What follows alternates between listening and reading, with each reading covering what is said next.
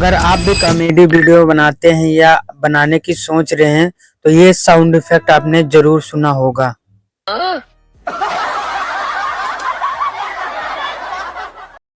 तो चलिए बताते हैं। इससे पहले आप वीडियो को जो है फॉलो कर लीजिए और लाइक कमेंट कर दीजिए। पहले गूगल ओपन कर लेना है। गूगल ओपन करने के बाद यहाँ पर आपको सर्च करना है my stand. My stand search करने के बाद ये वेबसाइट आपको ओपन कर लेना है। ओपन होते ही यहाँ पर देखोगे आपको ऐसे बहुत सारे इमेजिंग दिखेगा। यहाँ पर इस पे आप जब क्लिक करेंगे तो देखिए साउंड कैसा आ रहा है।